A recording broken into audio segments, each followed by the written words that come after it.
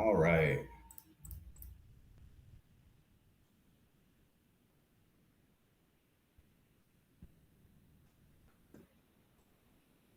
What's going on, Nabil? I see you in the chat. Don't worry, guys. You guys are watching Knicks Live. We are currently live. We should be live, anyways, on all platforms right now, currently supported. It should be live on YouTube. It should be live on X. It should be live on Playback. You're watching this live as we speak. You're just watching the intro video as we are going into it, though. I appreciate everybody rocking with us. Showtime very, very soon. Thank you, guys. As you can see, playback.tv, our first stream ever on this. Guys, let me know how it is. But thank you so much, and welcome to another episode of Knicks Live. I'm your host, Troy, and you could be anywhere in the world this evening, but you chose to be here with me, and I really do appreciate that. Now, we have a lot of Knicks content to cover today, and I'm sure it comes to no surprise to anybody watching.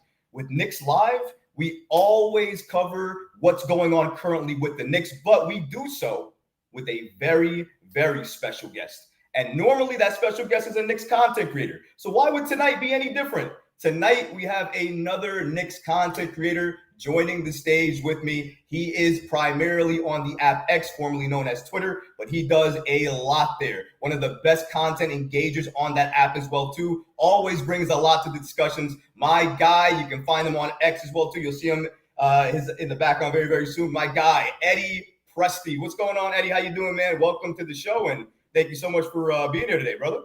Troy, what's going on, brother? How you doing, man? It's good to be here, bro. It's been a long time coming, right? I mean, me and you talk all the time on Spaces, but now, we're live, so it's good to see. I'm telling you, man, I'm really happy to see everybody who's joining the chat right now, everybody who's here. Really appreciate you guys. There we go. Sorry about that. Working with the spotlight here. You know how it is when you get to those things. Why is it not letting me show both of us? See, now this is. Well, you got to forgive us, guys. This is what happens when you. There we go. There we go. Well, again, thanks everybody for joining us on the Knicks Live. This is my guy Eddie Presti. As we just informed you, he's joining me tonight as the very special guest on the first ever Playback.tv show. Now, what do I mean by that? That means that we're streaming live currently on Playback.tv. So if you want to come up in here and you want to join us later as a speaker after we get through with the show, you can do that. The link is in the description of this live stream. You can do that anytime that you want. We're also live on X, and we're also live on YouTube. We're live on all of these platforms. We're going to go to the chat gang in a few minutes. Shout out to Knicks Nation. Shout out to everybody. I see you guys. So happy we have so many people here, whether you're on Playback, on X, or on YouTube. So happy to see you guys for the first ever live stream. But before how we do it here at Knicks Live, I want to get to the Knicks content. I want to talk about Mikal Bridges. I want to talk about if that trade made sense, if it was a great trade for the Knicks, how it affects our future plans and whatnot. And I see Eddie already. We're going to get into that. Trust me, guys. It's going to be a story.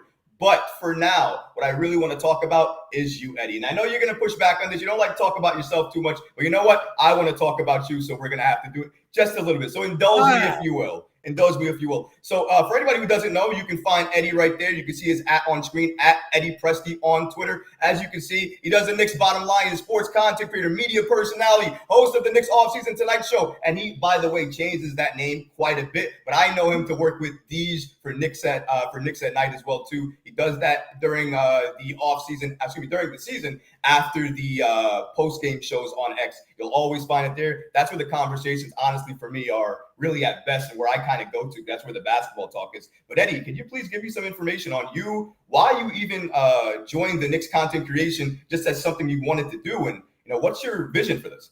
Wow. So basically this started about 2 years ago when these spaces started. And it started out with Smooth. And, if you don't know, Angel from Philly, he would have spaces, post game. And 2 years ago, the Knicks were, a train wreck. We were supposed to have a good season, and the team just, we bought in Evan Fournier, we bought in Kemba, and it didn't work. Randall had just come back from an awful playoffs, and, he had a really bad season. He gave the thumbs down to the fans, and, night after night, there were some toxic places, toxic spaces. And I just got into it. And it was a place where I felt very, very comfortable.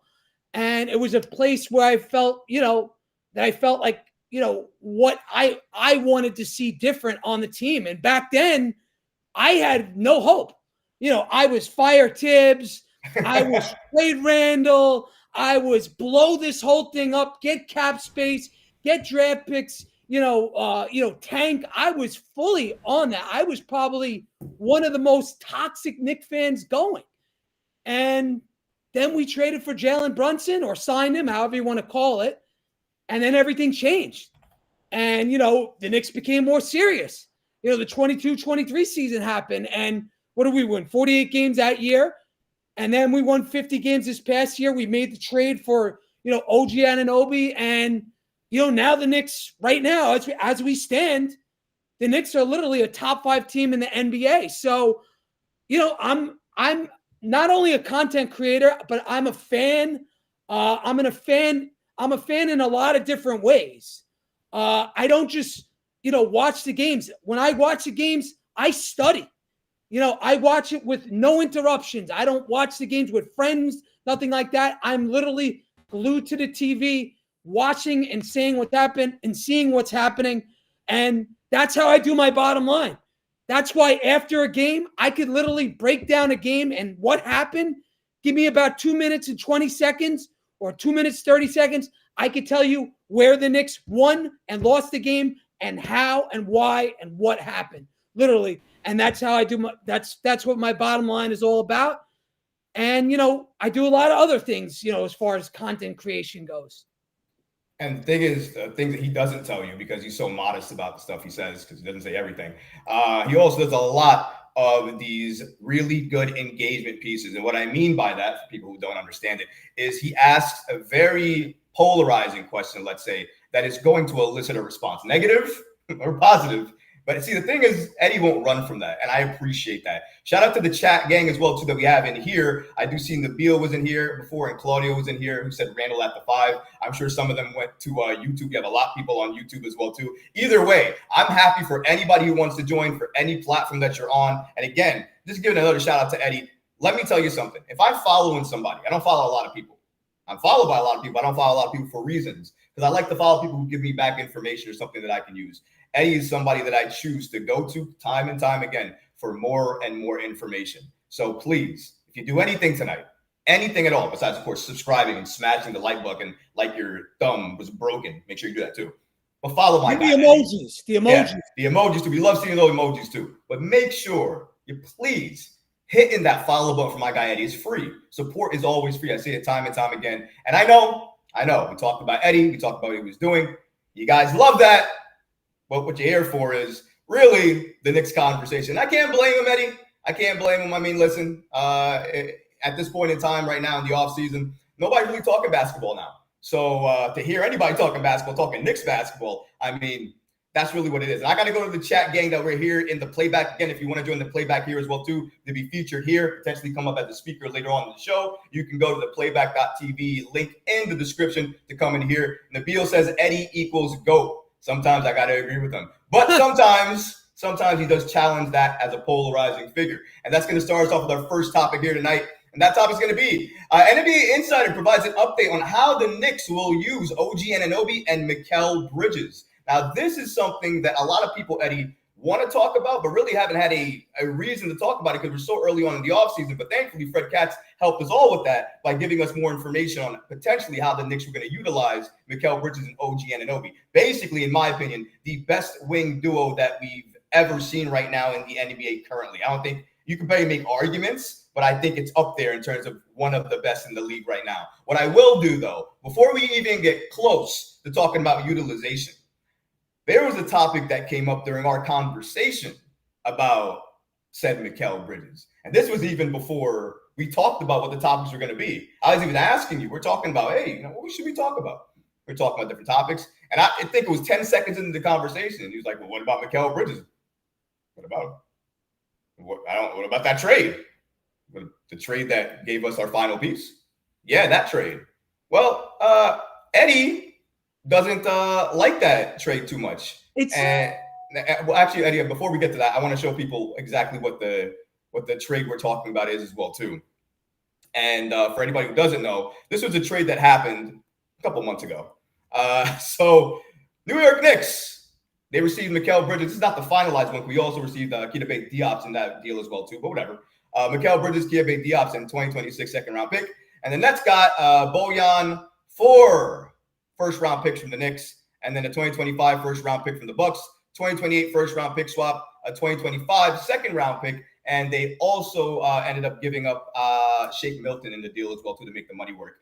I also think they included Mamadi Dekate, I believe, right? It was in that deal, the finalized deal for Mikal Bridges. But I think that's where everybody was. Anyways, though, that was the finalized trade that we saw from Mikal Bridges. Now, when I was talking to Eddie about this, he gave me I won't say a polarizing response because I know Eddie, but you guys don't. Some of you guys don't. So please, Eddie, what did you think about the Mikal Bridges trade just briefly? Because I thought, even though it was a bit of an overpay, it was necessary for them to take themselves to the next step. Because without that trade, they're not championship contenders. What do you think about the trade and what do you say to that?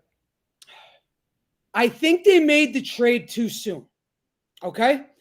All right. So what did they give up? They gave up the 25, 27, 29, and 31 draft picks, correct? Yeah. And they gave up a swap on top of that and the Milwaukee pick. Correct. Now, I think where the Knicks messed up was I really think the Knicks thought they were going to re-sign Isaiah Hartenstein. I really, truly believe that they did. And I think they pulled the trigger on the Bridges trade thinking that they're going to re-sign Isaiah. What ended up happening was Isaiah got a boatload of money from OKC, and they lost Isaiah Hartenstein. And because they gave up that much in the trade for Mikal Bridges, the Knicks now don't have any draft pieces, really draft assets to trade, unless you're talking about swaps or the 25 Washington pick or the 25 Detroit pick, both of which will probably end up being second-round picks. So I think the Knicks should have waited until they sorted out the Isaiah Hartenstein thing before they made that Mikal Bridges trade, or at least finalized it. Maybe agreed into it because, look, if let's say they kept that Milwaukee pick, right? We probably are talking about the Knicks having a backup center right now. We're probably talking about Walker Kessler being on this team or Nick Richards being on this team right now, had we had at least one or two more draft picks. Okay, now, I know you're shaking your head, and I get it. Listen, if they end up winning a championship, I will shut up. You won't hear a word from me. But I understand the way this goes, Troy. And we know what to expect out of Mitchell Robinson. We know he's going to get hurt. Here it is. Hurt, right? We talked about this last night on the space. He's already set to not even start the season. That's correct. And we have Sims and Precious as our backup centers. And then we got to hear about Julius Randle playing the 5, coming off a major surgery on his shoulder. So that's where I come in hot about the Mikal Bridges trade. Listen, my whole thing is, I get what you're saying about Mikal. My whole thing is, if they traded Mikal Bridges, if they didn't trade for Mikal Bridges right now, there's no guarantee that opportunity could have remained. And if Brooklyn was adamant about trading him, which, again, it seemed like they were, they just traded him to the Knicks, of all people. So, I mean, if that's the case, who knows if Mikal would have been there if they had waited. And here's the thing. Though Kessler is available, Leon Rose is not going to just pay the assets just because he has them. Just because he had the assets for a while. He could have got Kessler before. He had the assets to do it. He never did. Because just because you have the assets doesn't mean you're going to utilize them to get that player. They tried to get a number of centers. Most of the reason why a lot of people are so critical of their center position right now is because they wasted so much opportunity on free agency by trying to swarm the trade market looking to make the trade in the first place. So the reason we don't really have that solidified backup center and we're looking for it, at the deadline, we're going to get to those targets and whatnot. We're doing that because of the fact we didn't really do what we needed to do after iHeart, where the front office shined with Mikal Bridges and all the other moves, which I do think were necessary.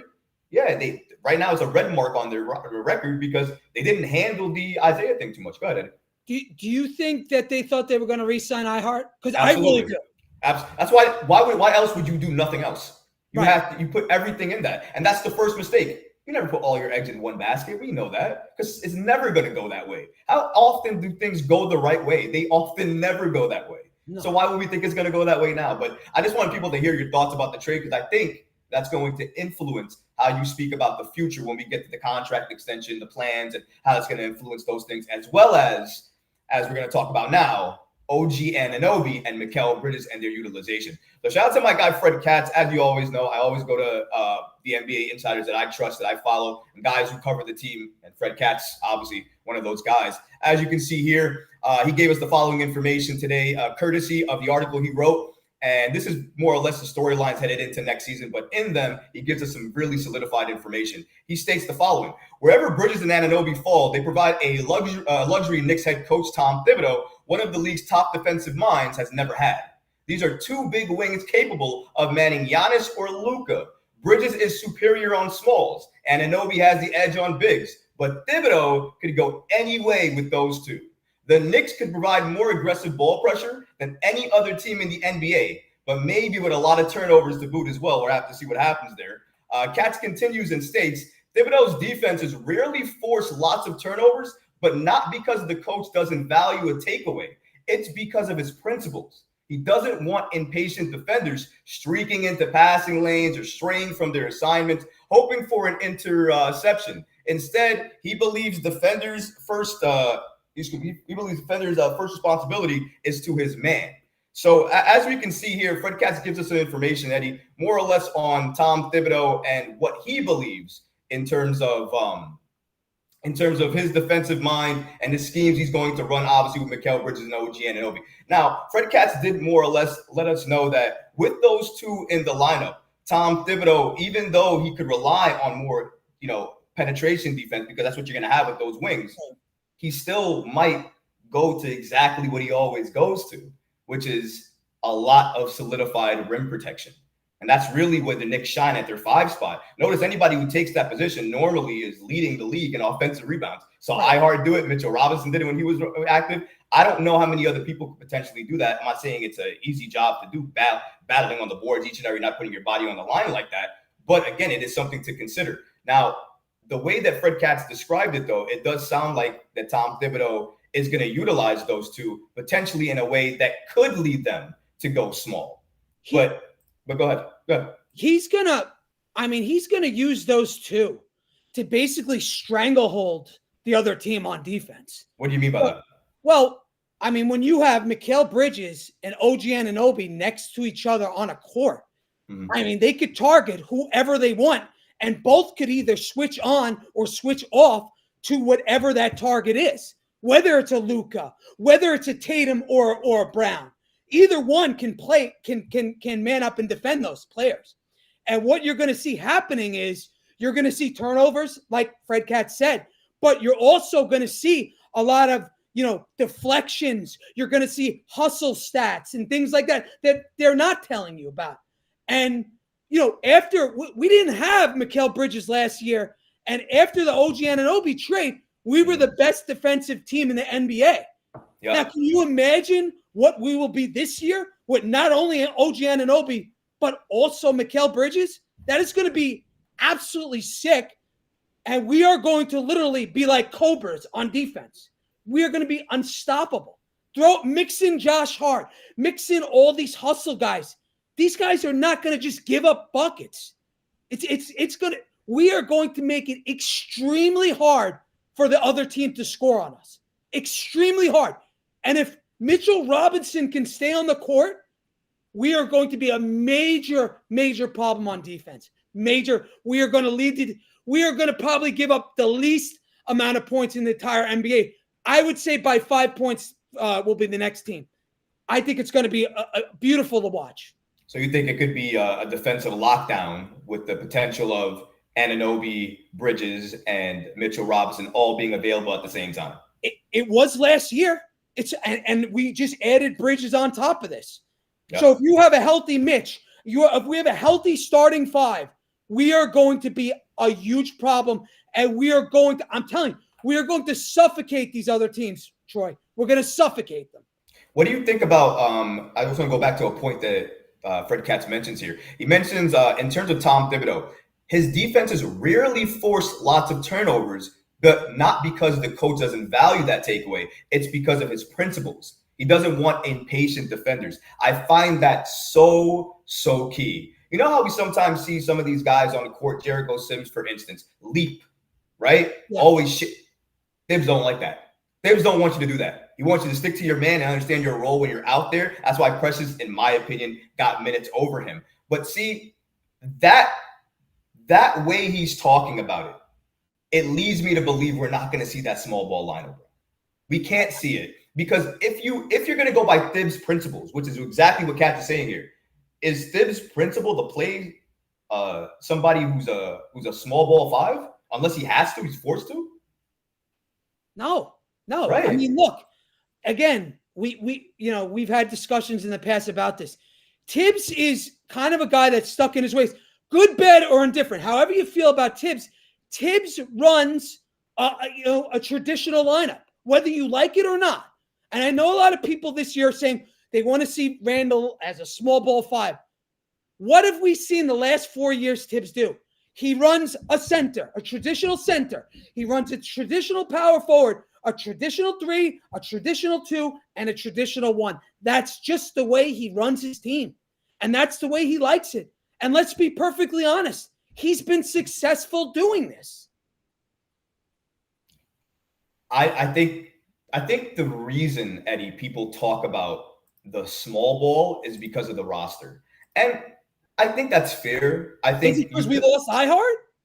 I don't think it's because, well, I think you could make the argument even more. I think if you add iHeart, I think the fact that you don't have him, I think the argument to play that small ball, the reason it exists is because I think people see the lack of depth at that center position right now. If Mitch goes down, so just everybody trying to experiment a way to figure it out. But then you're also talking about potentially utilizing a small ball lineup that wouldn't work against, because I always ask this question, when you're going to play that small ball lineup, whoever you're going to play it against, what is that small ball lineup is going to do against certain teams? And who are you going to utilize that against? Who would Tom Thibodeau play that 4 to 5 to 6 minutes for? Because in my opinion, if his values are to play a classic center position, somebody who's going to focus on rebounding and defense and things like that. If you put Randall in that position, for instance, right, I feel like his play suffers a little bit because you're asking him then to do something that he otherwise wouldn't do if he was playing his natural position. To that, what would you say? Listen, Randall at the 4 is an all-NBA player 2 times. He's an all-star 2 times. Why would you want to mess that up? What you want to keep that as is? You don't want him taking on a different role. This is a guy that put up 25 and 10 for a couple of seasons in a row for us, and now we want to move him and change his assignment? That makes no sense to me. I get people. I think there's a certain maybe level of sexiness to running a small ball like 5 lineup. I get it. But again, people say, oh, well, the Celtics, didn't have Porzingis. But they have Al Horford. And he is a small ball 5 lineup. But he's not a 25 and 10 guy like Randall. It's much different. Right. He's not expected to do anything. Go ahead. No, I think that's what it is. I think it's the expectations. The roster we have right now makes it look, to your point, sexy. Because now it looks like, well, we don't have to rely on the protection of the rim anymore. Why don't we have to rely on that? Because we have these wings that are going to keep everybody out. Right. They're going to keep everybody out in 48 minutes, Eddie. Nobody's going to get into the paint. They're going to lock everybody out forever. Come on. Somebody's going to get in. And if your head coach relies on that level of defense, then that's what you're going to do. Listen, I understand it. I get the position fans want to put us in because of the roster we have. Let's make sure we understand. Basketball for Thibs is a lot of read and react. He doesn't want you thinking extra out there. He wants you to do your job. Go ahead, Eddie. So, one thing that's going to change from last year to this year is the fact is, look, we were 23rd in the league in field goal percentage last year. Right. And, you ask why that is because a lot of our guys were hurt. Our main stars were hurt. So we were 23rd. But we just made a trade for Mikal Bridges. This is a guy that, he's not a inefficient guy. He's an efficient scorer. Yep. And you're talking about rolling out Mikal Bridges. You're talking about OG Anunoby now. OG Anunoby is no longer a second option or a third option. OG Anunoby is now the fourth option on this team. So our field goal percentage is going to go from 23rd probably to top 10, possibly even top 7, top 5. And, Mikal Bridges is a 20-point-a-game scorer, and this guy's our third option. Right. We're going to have Randall down playing bully ball. What, you think he's going to be shooting 40%? No. He's going to probably be shooting in the 60s. Jalen Brunson's a 50%, field goal percentage guy. He's efficient. This team just went from very inefficient and a team that was identified by getting, second chance opportunity points. That's what they did. We grabbed offensive rebounds and we scored. That's what was our identity last year. This year, it's going to be very different. We're going to be hitting shots and going right back on defense. I think that's I think the best part about what you said is the trusting the pass part, right? Because that's essentially how you go back on defense. Trust the pass, make the shot, run back on D, right? Because you don't have to worry about missing anymore. You trust the pass. That guy's open. Dante's open. It's automatic. Miles is open. It's automatic. Go ahead. And more guys are going to have less pressure on them. Dante is not going to be the number 2 anymore. He's not going to be the starting 2 guard. He's coming off the bench as a 6th man.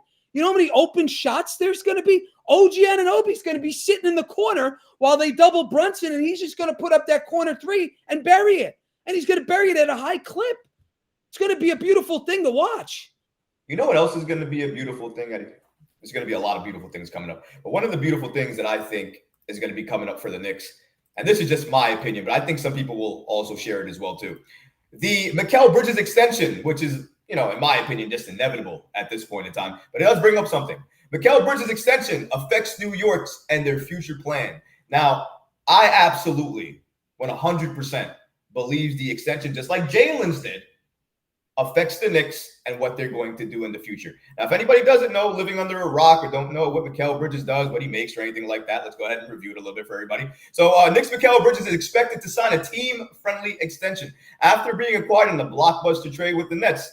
New Knicks Mikal Bridges is expected to follow Jalen Brunson's lead and sign a relatively team-friendly contract extension with New York when he becomes eligible to. And that's according to Mark Stein, a longtime NBA reporter. Stein writes, Bridges will be eligible for a less appealing $72.5 million 2-year extension as of October 1st, and he will also be eligible for a more lucrative 3- and 4-year extensions during the 2025 offseason. Either way, an extension isn't imminent since it isn't even currently permitted. The 10th pick of the 2018 draft, Bridges signed a 4-year, $90 million rookie scale extension in 2021, which kicked in recently, and he will earn $23.3 million this coming season, $24.9 million the following season, and then they can work on an extension, which would begin in the 2026-2027 year. But that's where we are right now with Mikal Bridges. And obviously, Eddie, as we just heard, it is more likely than not that he's going to sign an extension with the Knicks.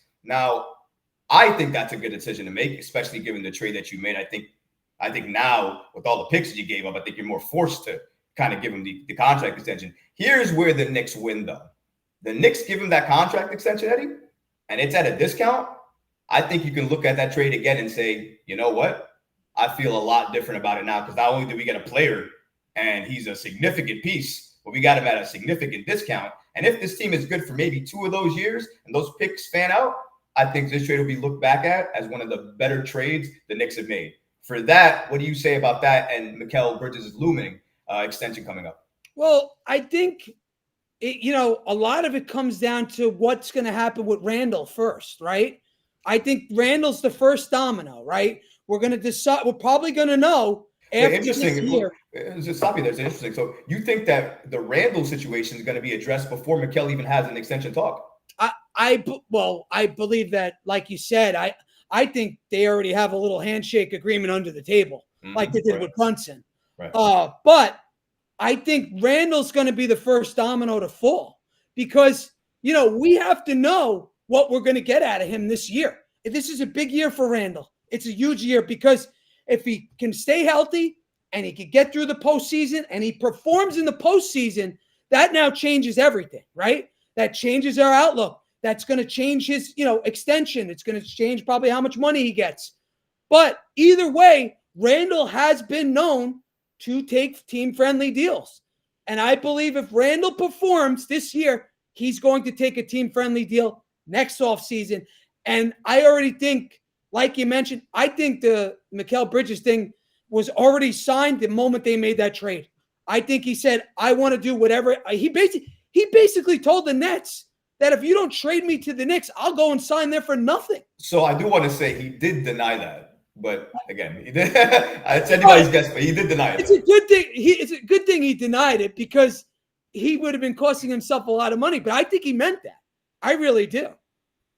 So listen, I know that for me, I know Ian Begley was the guy that reported it, and you know how it is for me when Ian Begley or Fred Katz, the guys who cover the Knicks for a while, cover it, and these guys I've spoken to as well too, I've had on the show. I have to give it some cadence to say, you know what, I believe it more than somebody else. When Begley says that his team had some discussions about potentially indicating that he would leave if something didn't happen, I mean, again, it's anybody's guess. I'm sure the truth is somewhere in the middle. Don't really know where it is. But I can say the extension, though. I think it happens. But my question to you for the follow-up of the extension, though, is when do you think it happens? Obviously, you could sign the meager $77 million one if you wanted to on October 1st. If he did that, I mean, if he does that extension, I think the Knicks would. That would be the biggest win ever. He's not going to do it, though. So but when do you think that extension is going to come into play? Do you think he gets signed right away? Do you think the Knicks wait? What happens there? When does that happen?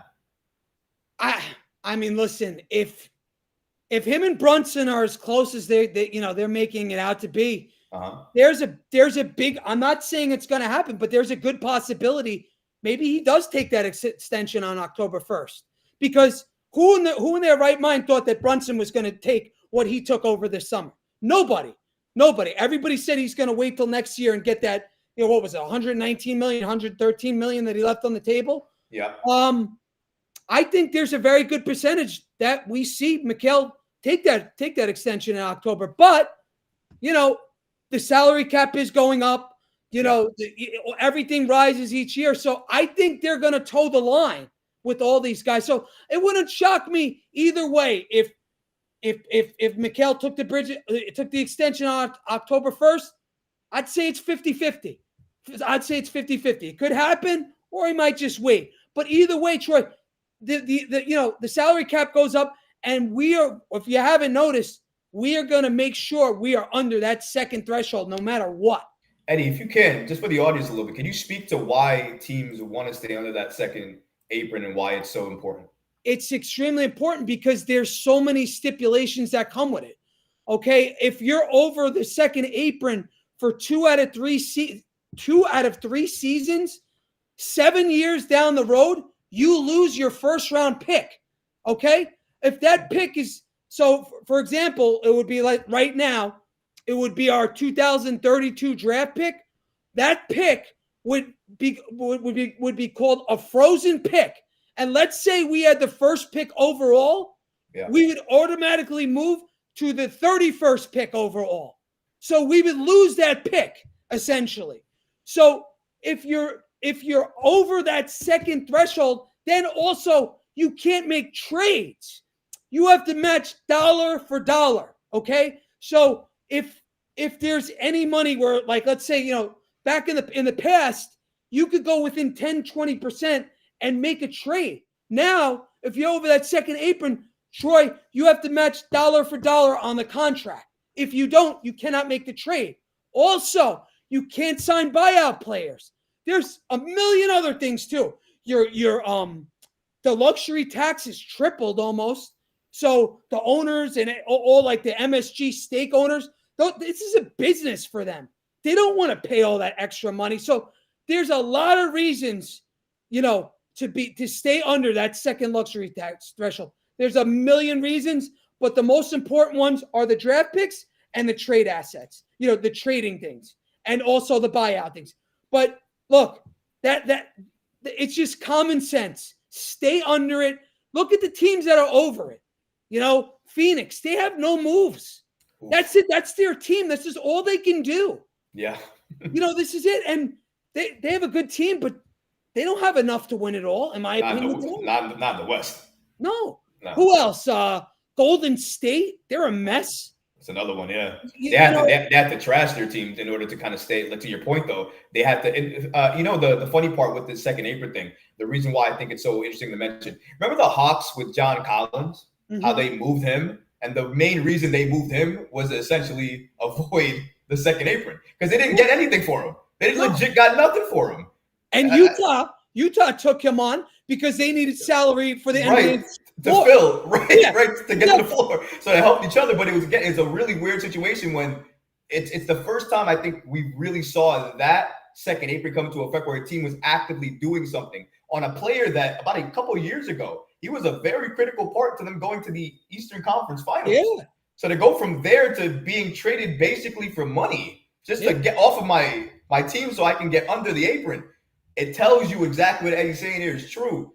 That second apron is no joke. Now, Eddie, I do definitely want to go to another topic, but if I don't go to the chat, they might kill me, and I don't want to die tonight. So, I want to go to the chat. So let's go to the chat real quick. Let me see if the chat's currently operating the right way. Okay, we are good. All right, we're gonna go to the chat, read some comments. Let me just change my scene real quick.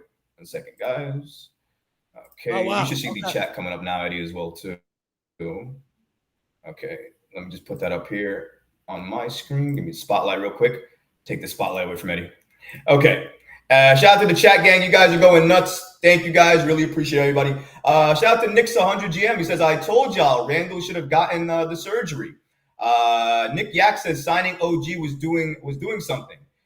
Joe Curry says, no, it's OG resigning for 204 and he doesn't deserve that much. OG is worth max $27 million a year. Very interesting. I want to know what you have to say about that, Eddie, because I know we talked about this, I believe, beforehand with the contracts and, the Knicks and the amount of money they gave away. And obviously a lot of people are taking discounts, but OG, I mean, he didn't take the max. He took a little bit less than the max, but took a lot. I think that's the highest paid contract in franchise history, if I'm not mistaken. Yeah, so, it is. Right. So what are your thoughts on what Joe had to say regarding OG Anunoby and the fact that him signing for as much as he did kind of hurt the Knicks a little bit? Well, I agree. I personally thought he should be getting somewhere around, I thought he should have got Jeremy Grant's contract, $32.5 million a year. I thought that's what he was worth. But what he did when he came to this team and the record we had when this guy played and the way we played when he was on the court basically earned him that. And you got to understand, this goes back to Toronto. He told them in Toronto, I want to get paid. He's like, basically, I'm looking to get top dollar. And he came here, he played his ass off, and he basically told us, I want to get top dollar. Now, is he worth it? I think he got overpaid a little bit, but again, he's all about getting paid. Whereas Jalen Brunson, he's all about he's a team guy, and that's why they gave him the captaincy. But you got to understand, it's like anything in life. People want to get paid. And I don't blame OG Anunoby. I mean, the record speaks for itself, right? Listen, I think if OG is going to get paid, if he wants his money, why am I going to get mad at anybody who wants to get their money, especially when we had all of the incentive in the world to get him?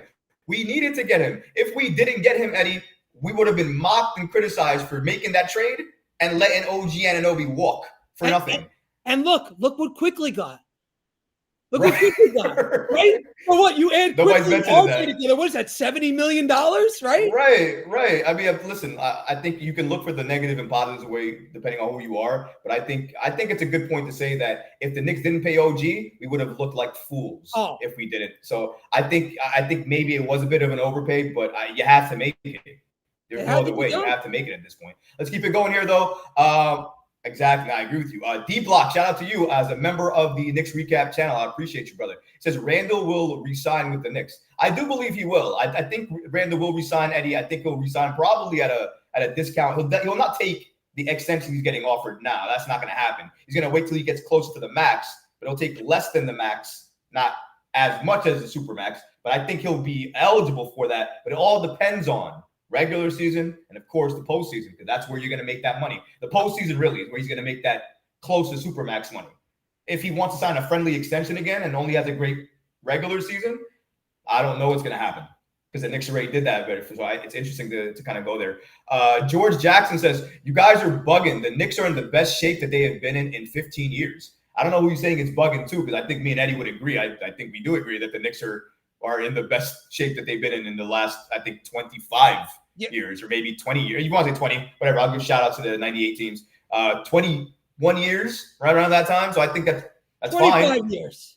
25, even better. I'm thinking the Knicks are just as good as some of those teams, and right now we have all the reason to be great. What we're talking about now, though, is more or less how players are going to be utilized, how they're going to resign, and how it's going to affect the Knicks and their future plans, which we're going to get to in a second. But I want to get to some more comments here.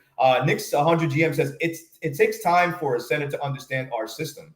Took iHeart a year and a half. Took Noel almost a year. So it does seem he seems to mention that under Tom Thibodeau, it takes a while for any center really to understand the system. I think that's a pretty good point, actually, Eddie, when you come and think about it, because when you come with Tom Thibodeau, I'm not saying it happens this way all the time, but sometimes it doesn't always work out that way. iHeart had to publicly apologize at one point before things worked out well for him. Right. So it didn't work out. It doesn't always work out that way. Shout out to the chat. Shout out to everybody who's in there. We're going to get back to the comments in a little bit, but I want to go back to Eddie here. Your comments on that, Eddie. Is he saying that to promote Jericho Sims? Is that what that is? That's about, or I'm not. To be honest, I'm not. Precious? Is that what he's trying to get at? Like that it took a long time for Noel, it took a long time for iHeart. So is he saying that Sims is going to take the jump this year? Is it, because that's how I'm reading that. I think in terms of what he's saying is that we sometimes give up on centers because we watch them a few times and then we say, okay, well, they're not good enough. When in reality, sometimes it may take a bit for you to play underneath the same head coach to get there. To that, what do you say? Look, Sims has been here for 4 years. Okay, if he's going to take a leap, I listen. Troy, I hope he takes the leap. I hope we both want him to take the leap. I would love him to come in and average seven points and 10 boards and 2 blocks and be a beast and develop a floater like iHeart. I would love that, but I just don't think it's realistic. I mean, do you? I mean, you know.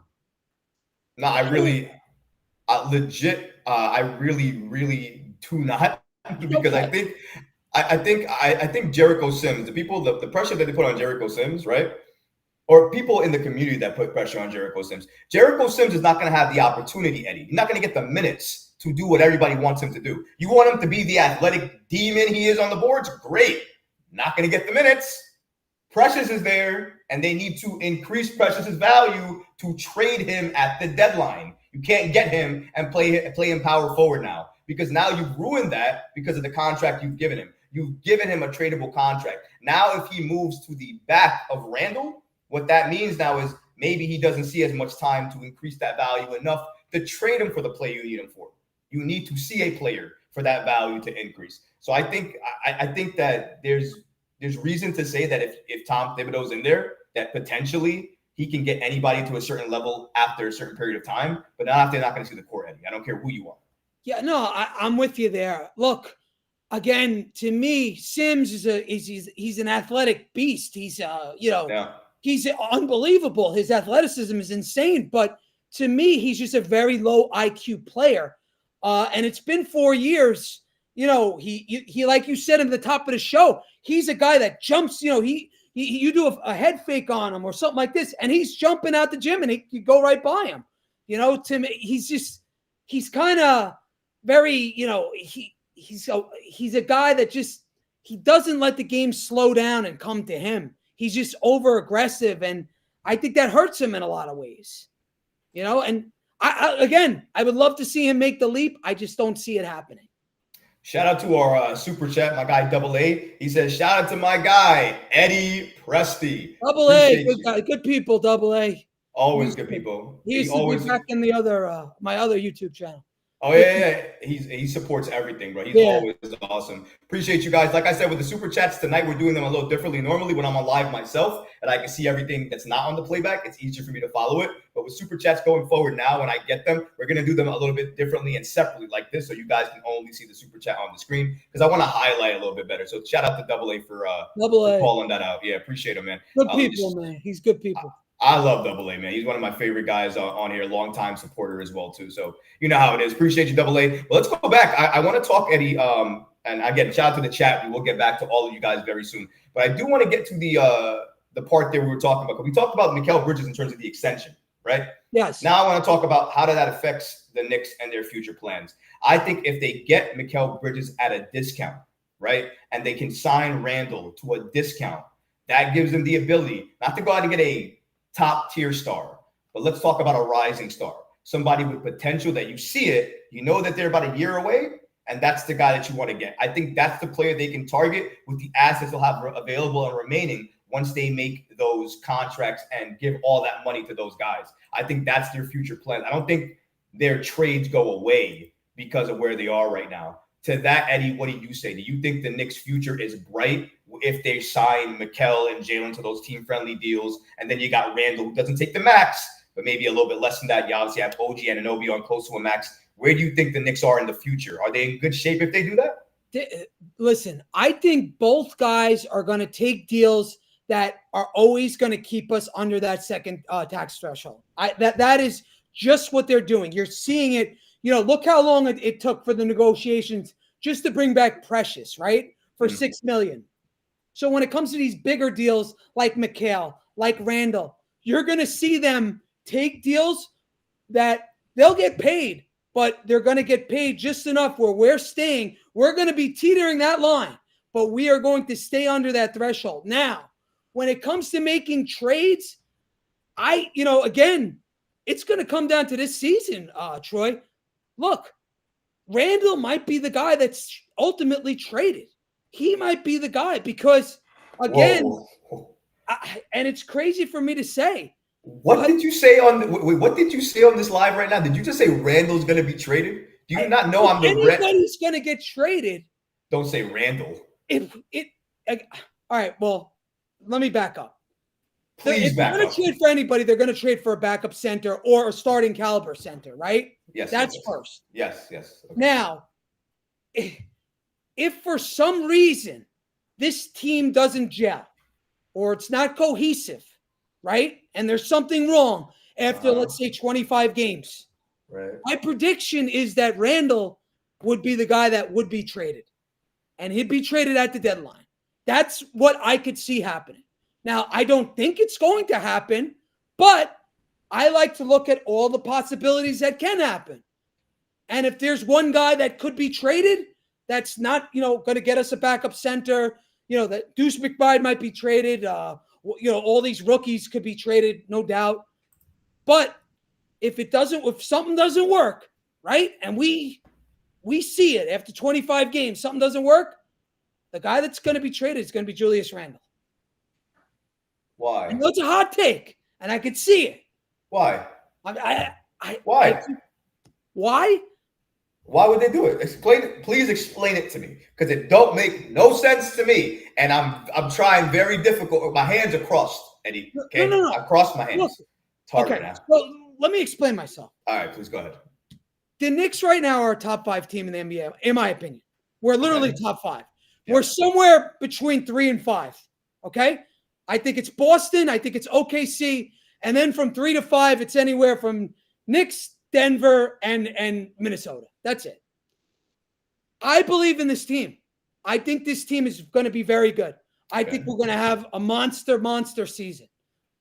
My only worry with this team is Mitchell Robinson. That is my only worry. If he gets hurt, we're going to be in trouble. We then, we slide down a little bit because we're not as big up front. We don't have that defensive force. The reason I mentioned Randall and trading, I said this is because my mind works a little all over the place. I try to see literally all the possibilities. Okay. Now, the reason I said Randall could be traded is this is the only way it will happen is after 25 games or 30 games, Brunson's balling, Mikal's balling, OG's balling, the center's balling, but maybe something's not working with Randall. That's where I'm saying Randall might go in a trade. That's it. Is if it doesn't work. But I believe that it's going to work. Okay. I truly believe it's going to work. I think we're, again, I think we're a top 5 team. I think Randall's going to play bully ball. I think we're going to see a version of Randall that we've never seen before. A really, really efficient Randall that's not only going to play good inside, but he's going to be, outside too. 3-level scorer. So I believe that we're going to be a very, very good team. My only, crazy outside thought is if it doesn't work, that's where a trade for Randall will occur. Or could occur. That's what I'm saying. I don't believe that a trade for Randall would make sense to do in the middle of the season because his value is not going to get you what the Knicks want back. It's not going to get you. He needs to show you a postseason for that trade to ever make sense. The Knicks are not going to get worse by trading Randall. Even if you're right and the chemistry doesn't work, Randall is too valuable to trade for whatever he would be worth if the team's not doing well at that time. Because trading somebody when you're losing and the value is already low is the equivalent of like when a stock is dropping, right? Or the stock is dropping, so you try to sell, right? Instead of buying, because at the end of the day, it's going to rise back up, right? And go back up. So I think with Randall, same is always going to be true. Sometimes he has some bad games and whatever the case may be, but it always rises back. It always comes back. He always does. I know you're not saying he's not. I know you said that you believe this team's going to do well and Randall's going to do well. I just don't think the trade would ever make sense for Randall in a midseason because there's nobody that would be available midseason in my head that would make sense to trade Randall for. I don't believe it. Again, this is talking crazy. Again, if again, it would have to be where, the chemistry didn't work and a probable Mitch injury, right? So maybe we go out and we get one of those young centers from Detroit, something like that. Like it would be getting 2 pieces for one for Randall. And I'm not saying this is going to happen. I'm saying that the only way it could possibly happen is because technically Randall is in the last year of his deal. And I'm just saying that it could happen if, A, B, C, and D were to occur. Do I think it's going to happen? Absolutely fucking not. Excuse my language. But I don't think it's going to happen. But I'm just saying it could, but a lot of things could happen. So what I want to go through now is those possibilities, right? Everybody has possibilities. I have possibilities. You have possibilities. We've talked about a lot of these possibilities. Yeah. And before we go to the rest of the chat, which we're going to focus on a lot of the comments and questions from Knicks Nation. So don't worry. I see you guys. I know you guys are going off. We're going to be happy to go to each and every single one of your comments very soon. But before we do that, I want to talk about another topic. And the topic I want to talk about really is going to be about what the Knicks are going to do in the future. What awaits them there? What's going to happen? And who are going to be the Knicks' future trade targets. Now, what I mean by futures, I mean the trade deadline. I'm not talking about next offseason. I'm not talking about 2 years from now. And I'm trying to keep it as realistic as possible, not trying to go crazy with what we're talking about. And the way I did this, Eddie, was I did it based off of reports. The reports that are consistently coming out and what players are consistently around these reports. And I found 2. And the players I found are one, Walker Kessler, and the other one being Jonas Valanciunas. So this is where we'll focus, but obviously feel free to expand past that if you feel there's another player that should be added here, like maybe a Durant or whoever else. But let's start with Kessler here for a second. So this is a shout out to Greg Schwartz from Bleacher Report for giving us this little excerpt on Kessler. So right now, Kessler is a completely different player than Towns and will never come close to reaching his offensive talent level. Although he's also making $46.3 million less than Towns is and is a better defender. So that's more or less the sell for Walker Kessler. He's not going to give you everything, the bells and whistles in terms of that offense that you'd like, but in terms of a Tom Thibodeau type center, a defensive-minded young stud, I think he fits the bill there. He's a 7-foot elite rim protector who averaged 8.1 points, 7.5 rebounds, and 2.4 blocks in 22.3 minutes while making 65.4% of his shots. Now, again, his minutes did go down last year quite a bit. He didn't do exactly what the Jazz wanted him to do. If anything, Utah, I believe I read a report that stated that Utah was, in fact, a little bit disappointed in Walker Kessler and potentially what he was doing. So for me, I think Walker Kessler is the ideal target for the Knicks in terms of his age, his youth, development. He has all the keys there to just rise to the top.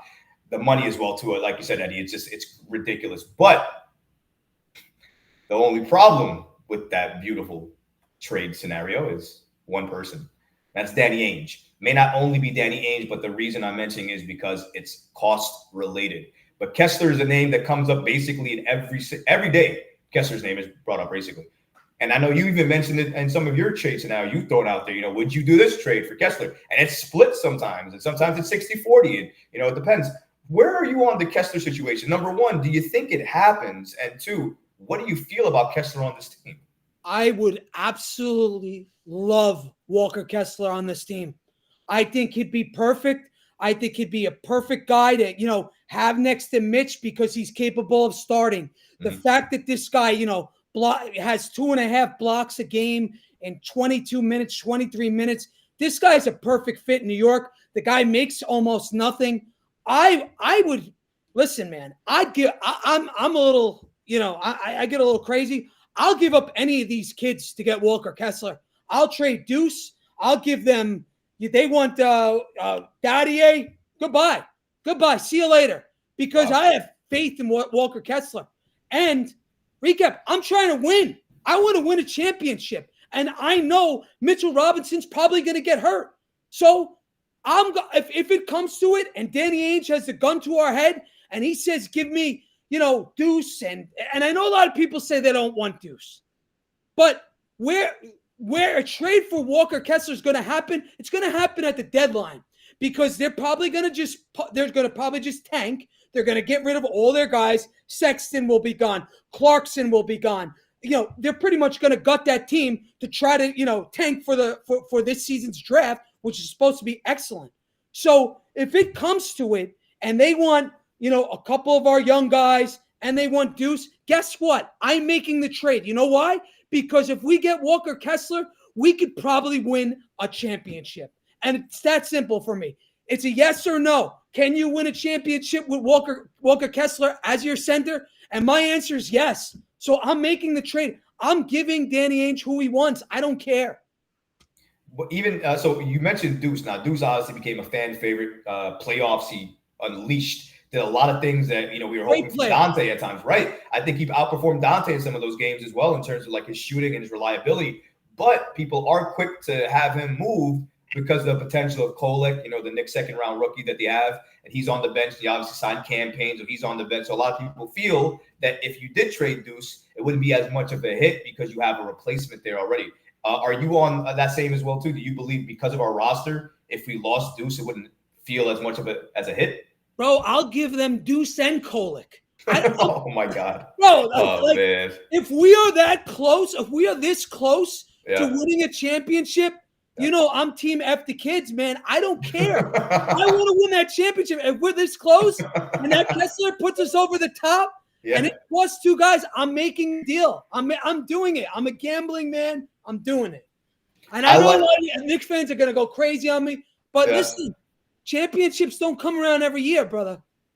They don't. And they don't grow on trees. We've been trying to fight for one for years. We've been second round semifinals last 2 years. We're trying to get to the elusive Eastern Conference Finals, so that way we can try to go cash our tickets and get to the NBA Finals. Knicks have a great chance to do it this year. Walker Kessler would have definitely been a good person to get, but Ainge is always going to be the blockade to that. He blocked Donovan Mitchell so long ago. He's going to block Kessler. He's going to block everybody. We can't get anybody. It was a point where we wanted Jordan Clarkson, and he wanted to come to New York. He even said he wanted to go to New York. He's still in Utah. It doesn't matter what you say, what you do, nothing. If Ainge wants to trade you, you'll be traded. He doesn't want to trade you, you're going to stay in Utah until your contract's up and you can leave. Ainge wants to fleece you. Basically, that's what he wants to do. Right. And me and you had talked about this. Basically, it comes down to this. If Mitchell Robinson's healthy, we have leverage on every team in the NBA because they're not going to say, oh, well, Mitch is down. You give me X, Y, and Z. If Mitch is healthy, and we're just going to try to add a backup center on top of that, the price of that backup center comes dramatically down. So let's hope that Mitch stays healthy, and then we could add to this, and we could finally go out there and just get us – if we get to the finals and we get a good matchup, we're going to win it. It's that simple, man. If we had Dallas last year, we would have beat them. Especially healthy. But with Utah, and that's why I try to mention Kessler reports very, very much with a grain of salt, because I like to report on what's been said, but in my head, I know what it's going to amount to, which is nothing.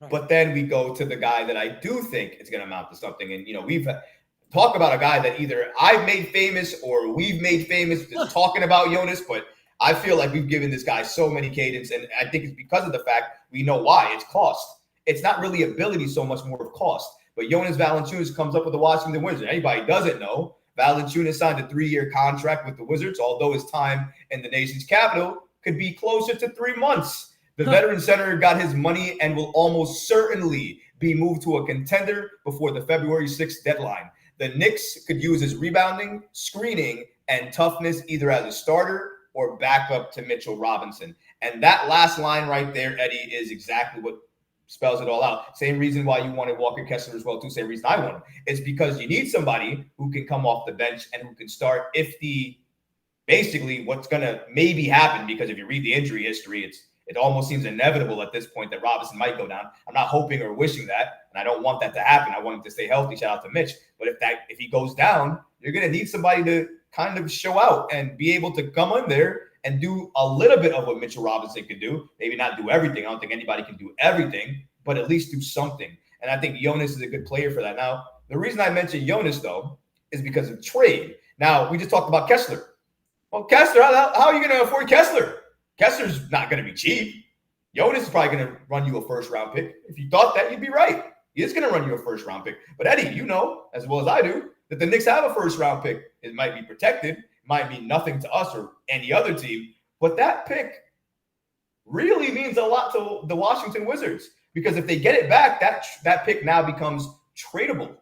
Yes. And then they can do a multi-year trade, which people are forgetting. And that's why, in my opinion, out of all the contending teams, Eddie, the Knicks have the best argument of having the best package at the deadline to offer Washington to get Jonas on this team. And as we just mentioned, he actually would serve a need, a fit, and probably the closest thing you're going to get to an iHeart replica at the cost as well, to $11 million. You're not getting anybody at that cost, at the trade package as well, too, that it might cost Precious. If you got somebody with the MLE, it's about $5 million we have there. You use that to sign an MLE player. You get that with Precious. You include the Washington Wizards pick, and if they want more, you can add, a Keita Bates-Diop. You can add the other protected pick from Detroit. So we have other assets there, and we have the incentive to Washington to get it.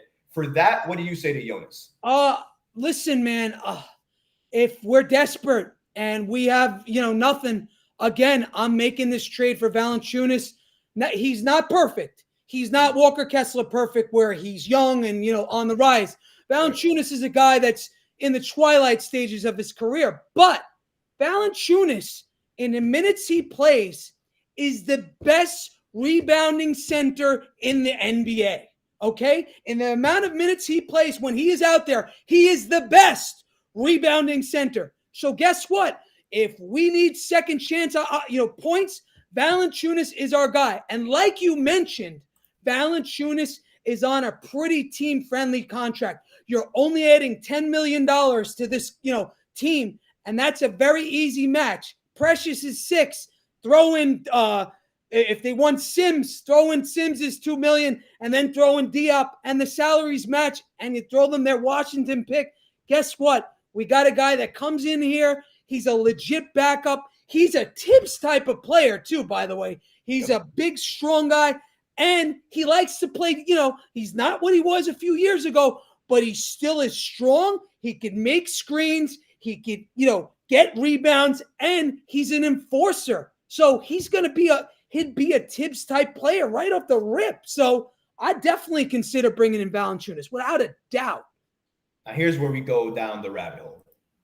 We talked about realism. We talked about fit, talked about Thibodeau guys, right? I'm going to put that to the side.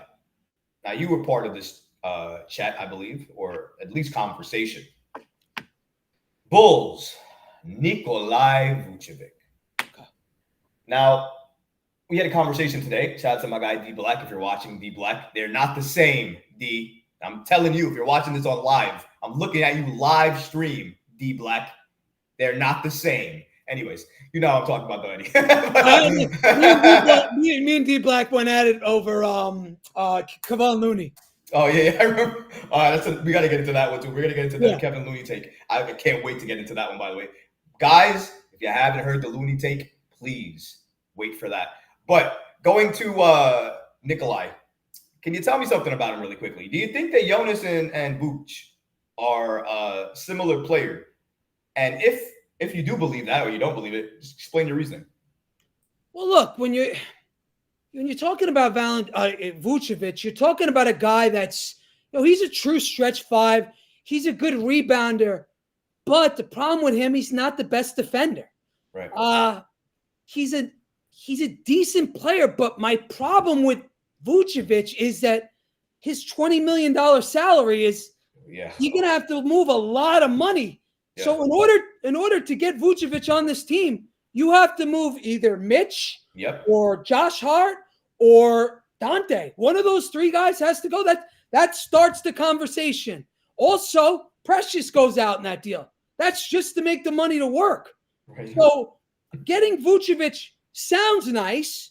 In theory, it could work. Maybe Tibbs could, turn him into some kind of defensive center, really, that he's never been. But he's a very good rebounder, and he does stretch the floor. He can hit the three. But do you want to sacrifice a Mitch? Do you want to sacrifice a Josh Hart? Do you want to sacrifice a Dante to get him? And that's really what you got to ask yourself. I really think the guy they would only sacrifice to get him would be Mitch and Precious. I think that would be the starting point of the deal. But do I believe Tibbs would want Vucevic? I don't believe he would. I think he's a soft player, good player on the right team, but I don't think he's the right player for this team, at least from what I see. Between Jonas Valanciunas and Nikola Vucevic, who would you want the Knicks to go after? Vooch, because he's not going to cost me Mitch, or he's not going to cost me. Do you mean Jonas? You said Valanciunas. Valanciunas. Okay. I get mixed up with the V's. I got you. That's why I want to make sure you're right. Yeah, no, I agree. I think that, but explain your reasoning why you think Valanciunas, besides cost. Is it only cost? Let's just talk about play, not cost. Contract still in play. Maybe a contract we call still in play, right? But maybe besides the contract, let's say the Knicks could still afford him the same way as they could afford Jonas, right? And it would be the same type of trade package. Would you rather one or the other, or would it still be based off a contract even at that point? It's based off a contract, but it's also, too, we have to understand now, we have Mikal Bridges, we have Brunson, we have OG, we have Randall. Do we need another scorer? The answer is no. Yeah. You know what I'm saying? So you bring in Vooch, he's another guy that's going to want touches, and he's going to want to get his. So I don't think bringing him onto this team makes any sense. He's a guy he's capable of scoring 20 points easy, and he's been in the NBA long enough where he, probably wants to get the ball in his hand. So I think if you add him to the team, I think it's too many chefs in the kitchen. Yeah, I think we're talking about minutes distribution, how many people are going to lose minutes, opportunities, touches, right? Sacrifice being one of the major things for the Knicks to even win next season, because you're going to have to sacrifice touches. Brunson's going to have to sacrifice touches. Randall's going to have to sacrifice touches, because you're going to have to spread the ball. You're going to need to give some shots to Mikal, to OG, to Dante, to Hart, to Deuce, to all these other players. And the only way to do that is to take away less. That means some of the players are going to play a little bit less. But I also agree. I think Jonas Valanciunas, I think his build is just more solid than Vooch. I think inside, interior, he's just a little bit stronger, and I think you need that for a Tom Thibodeau-style player, especially when your main job is going to be, depending on skill set. His skill set really is rebounding. That's where he's strong at. So he's going to be set into the paint. And we said the same thing about Ihart. Not a great defender, not this and that. And I know Vooch is a little bit older, to your point. Not Vooch, excuse me, Valanciunas. Same thing, V thing. Yeah. Valanciunas, though, he's older right now. He's not he can't really move that well. He's not the best defender. He's never really was the best defender. I could really honestly say that. But he gets into the passing lanes, does block shots from occasion, and he finds himself in the right position to get rebounds. I think that's smart. Exactly what. Right. And Thibodeau wants that. Thibodeau wants that from a player. And I think that between the two, I think Jonas fits the mold just a little bit better. And I think you can't say that they're the same. We were talking about them potentially being the same player. Maybe they do things that are similar, and they have similar playing styles, as in they both can rebound well and they have an offensive game. Yeah. But Vooch's offensive game blows Jonas out the water. But I think Valanciunas does everything else just a little bit better. Even if it's this much better, it's still that much better. And he's at a fraction of the, not half. He's at half the cost. Yes. $11 million. Yeah. It's not even close. And again, you're talking about fit. Right. Who fits this team better? And think about this too. We didn't mention, imagine having Mitchell Robinson next to Valanciunas. Those are probably the two strongest centers in the NBA. I mean, who's tougher than that? You know how good that would be to go against Embiid? Like having those two guys take turns against going in Embiid. Now, again, I know Valanciunas is a little older, but if Embiid tries to battle down the paint, Valanciunas is going to step right to him. As long as I can have a body that's not Randall. I don't want to put Randall in a situation where he gets hurt. And the thing is, people are saying, like, you want to experiment at the 5. We didn't mention this when we were talking about Randall, Eddie. If you put him at the 5 right after he gets shoulder surgery, that doesn't sound like a recipe for success. It doesn't sound like it's going to work. I mean, he has to get his game back. I think that's kind of the priority at that point. Because we saw last year, it's not going to be like right away. It's going to take him a few. It took him 6 or 7 games last year. And shoulders is serious business. I mean, he could go. Are you going against bigger guys? You get, again, it's all, he landed on his shoulder the wrong way. That's how he, popped it out and tore tendons. You want him going against Embiid or going against, Joker. I don't want that. No, thank you. Let Mitch and let these other guys do that. Let Randall go do his thing, play bully ball, and be who he is. That's it. So before we go to the live chat and talk to them and get all their comments and questions, I got to give you the floor. And go ahead, man. Just talk about Kevon Looney? Yeah, go ahead. Let's talk about Kevon Looney. Look, but first of all, tell us how we got here. Please tell us how we got here. I got here because I'm thinking I go to the rosters almost every night. Right. And I'm looking, and I'm just looking for backup center. Simple as that, right? So you look and you try to think of somebody different. Everybody's talking about Kessler and Richards and Valanciunas and Vucevic. We all talked about that. So I'm looking at, okay, who's somebody that's not going to make too much money? And so I'm looking on Golden State, and I looked at Kevon Looney. And, he doesn't start anymore. He's playing like 20-something minutes a game, but he's kind of like, he's won a few championships. I get D-Black. He's killed me for this. He killed me for this. He basically said, he's on the decline, blah, blah, blah. But I said, the guy's making $8 million. He's on an expiring contract. Precious and Sims, boom, done deal, right? Like, would Kevon Looney be the worst pick in the world? I don't know. Yes, he would. He would. I'm letting you know he would. He would. He would be. But there's a report that came out that he's been working on his 3 this summer, and that he's trying to turn himself into a stretch 5. So that's where we came on, and that's where I said, well, what if Kevon Looney comes on here and starts hitting 3s and adds that to his game? Yeah, and I just, again, it's a little trolling. Again, it's having fun, there's nothing to talk about now in Knicks Twitter. So I wanted to bring some light to it. Personally, I don't think it's a fit. I don't think it will happen, but it's just something I threw out there as a possibility just because of the money. It's easy to do. So you can make that trade and the money works 100%. Got 120 viewers on X right now. Shout out to everybody on X. Appreciate you guys. Got about 100 or so, about 70 actually, about 70 close on YouTube as well too. So a lot of people joining us tonight. Really appreciate that. On a live stream in August. Yeah. It's gonna be on almost September. Yeah, almost. September. September. So early September. Basketball not even started yet. Kind of still dead in the heat of off season, and we're rocking with a lot of people. Gotta love that. Always love the people. But now, Kevon Looney, bro. I mean, that's what it's. You're talking about Kevon Looney. I'm not talking about Kevon Looney. Hey, listen. God knows I don't want to talk about Kevon Looney. Oh Lord. But let's go to the chat because hopefully they have better things to say than Kevon Looney.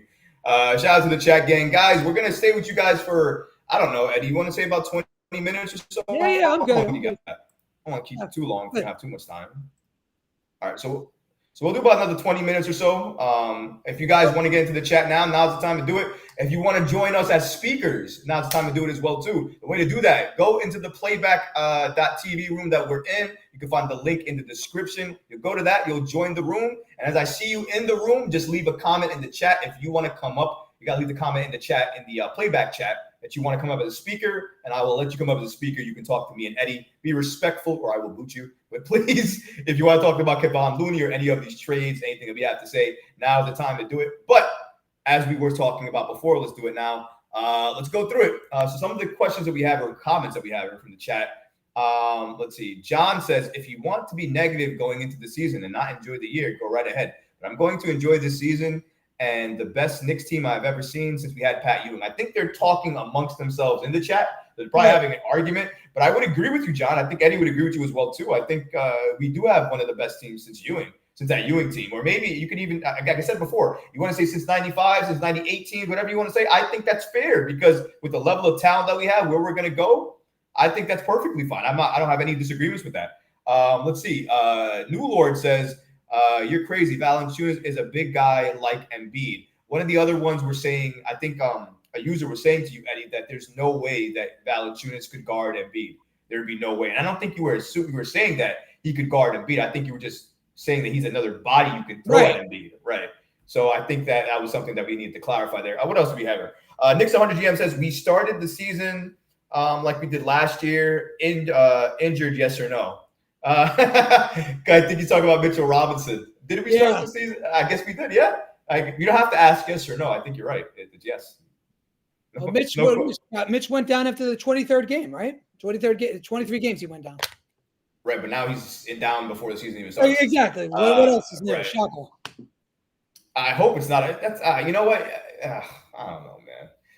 Knicks 100 GM says Biyombo played with Precious and OG on the Raptors, New Lord. Oh, Bismack Biyombo. Listen, I've been the guy that has been screaming from the rooftops, Eddie, that the Knicks should go after Bismack Biyombo. He's a free agent, right? Right. He's $5 million. You can sign him right now. Why not do it? What do you think? I don't think he's $5 million. I think he's vet minimum at this point in his career. Well, even better. We save money. Vet minimum, yeah. I mean, listen, I don't have a problem with that at all. Would you want? But would you want? Let me ask you this: would you want the Knicks to do it, given what we know now about Mitchell Robinson? I mean, look, if you get any player on a vet minimum, you could basically just cut them. Like it doesn't matter to me. Vet minimum contracts, they don't really affect the salary cap too much. Biyombo, I mean, he hasn't been that great in a few years. He's been on a lot of different teams, but he's a decent center. He's okay. If Mitch is going to be hurt for a while, sure, on a vet minimum, I'll take a look because what do you have to lose? At this point, it's what do you got to lose? So yeah, sure. That's exactly what I'm saying. I feel like at this point, what are we talking about? We're not losing anything by going after Mitch. I mean, going after Bismack. And I think that with Bismack and as we are right now, Bismack gives you the defense that you get from a Tom Thibodeau-led team. You don't get that from a lot of other teams. You're not going to get that from a lot of other players. You're not going to get that from anybody on free agency right now. Who else is left besides Bismack? I think. Was it JaVale McGee? I don't even know who's left. JaVale McGee. I think that's please. I'm that's what's out there. It's a dumpster pile. No, nobody talking about. I don't even want to. I mean, Taj Gibson even got recap. I saw that. Come on. I thought he was going to be a coach. I was shocked. But Knicks GM does mention that a good point. Biyombo did play with Precious and OG, so maybe the chemistry is there. I think that's another reason why you sign him.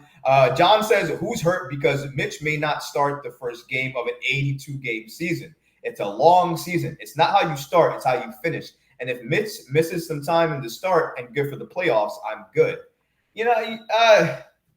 I don't like missing time. Look, is it me? I don't like the starting center missing time. No. That's not what you want for the championship run. Imagine this. We have a championship run. By the way, your starting center is going to be missing in action for maybe a game or 2 or 3. That's not the way you want to start. I'm not saying that I give up on the team. I don't. I love this team. I think the Knicks are going to be able to be in every game with the roster that we have. It's about maximizing the abilities, It's about maximizing who we have. And Mitchell Robinson is so key because we were talking about it earlier, Eddie. The way that that the Knicks run that offense with or defense, I should say, the defensive schemes they run with the team they have, they focus on rim protection.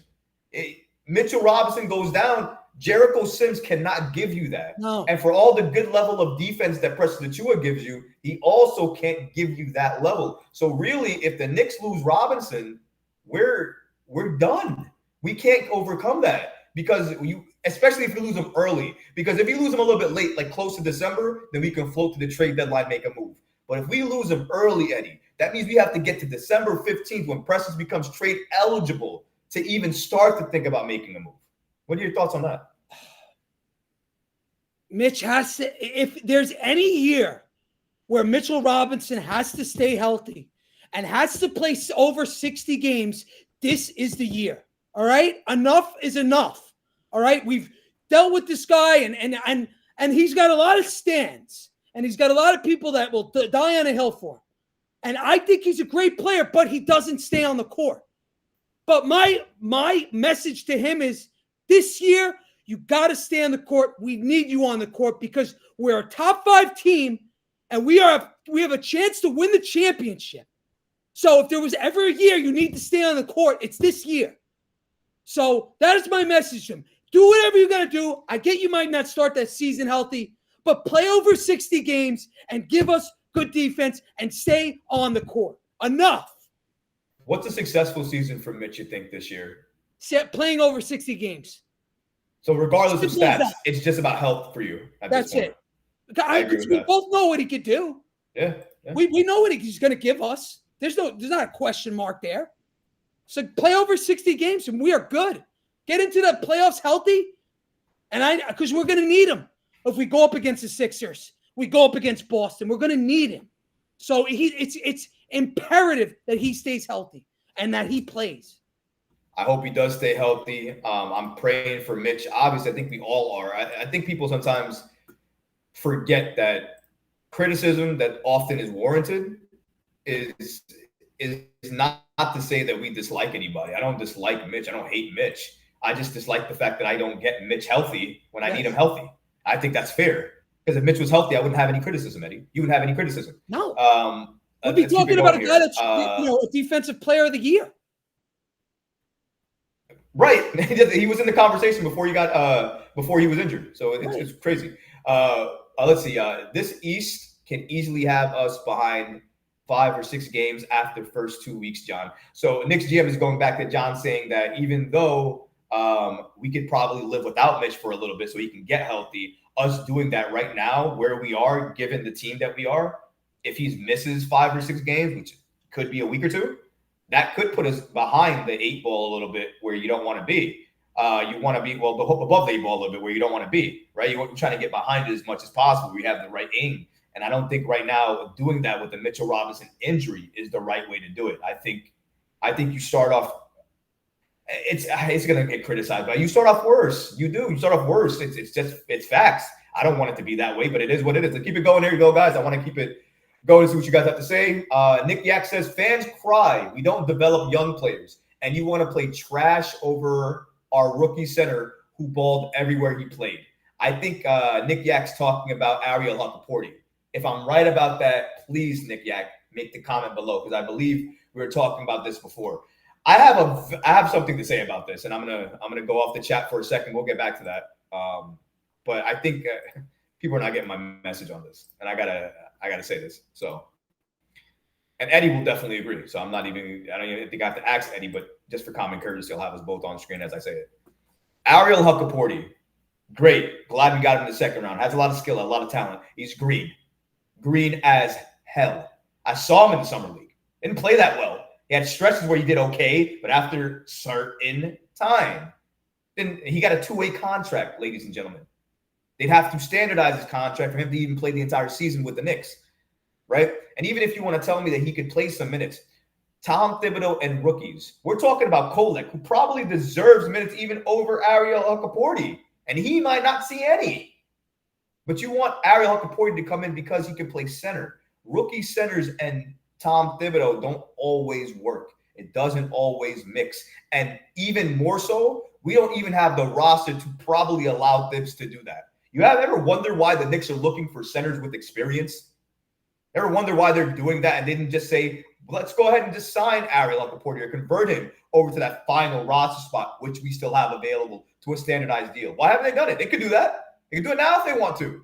They're not, because they don't want to do that. The team is built to win right now.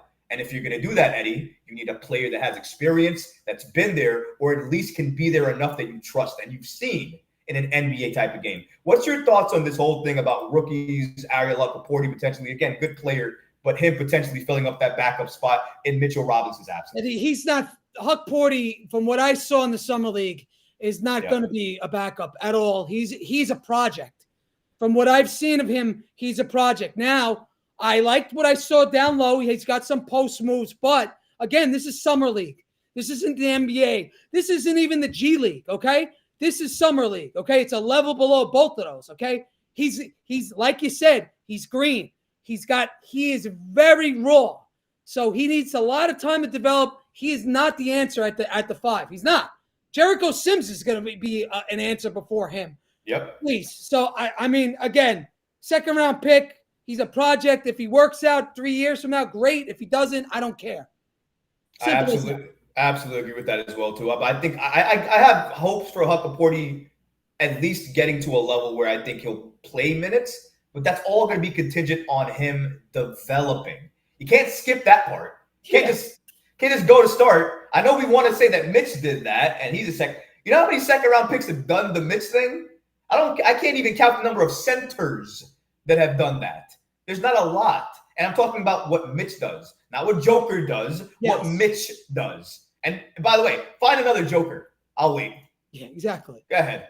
People love bringing up the second round picks that hit, but they don't bring up the 400 second round picks that don't hit and never make it to the NBA or playing in Greece or China somewhere. Come on. We have to play this right. We finally have the roster to play it right. Why not just play it right? We have the money to make it right too. We have the money to make it perfect. Why not do it? Let's go back to the chat. I know you guys are still live. We're going to keep going for a little bit here, so don't worry, guys. Still get to your comments and whatnot. See what you guys have to say. Okay, let's see.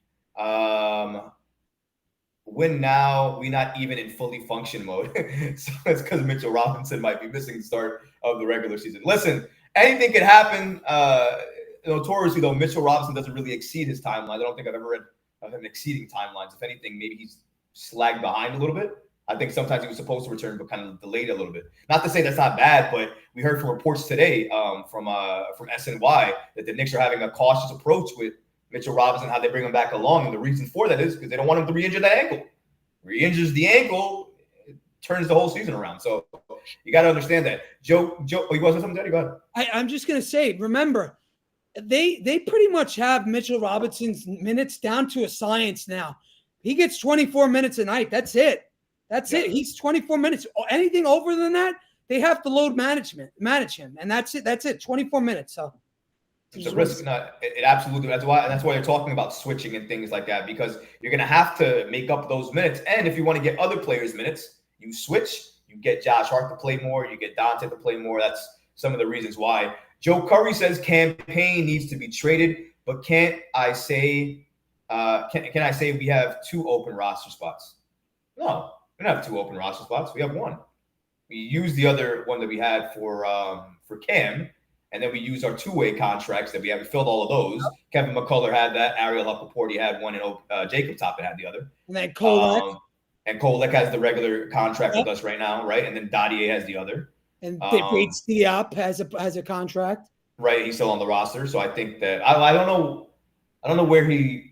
No, I believe the salary didn't hit the Knicks. That's what it was. Yeah, the salary because of the way he was traded. I remember something didn't trigger when he was traded. He makes $2.6 million. That didn't come to hit us. I was trying to remember what didn't trigger in that. And that was the salary. Yeah. So we have a roster spot. We have 1 single roster spot available. Okay, let's see here.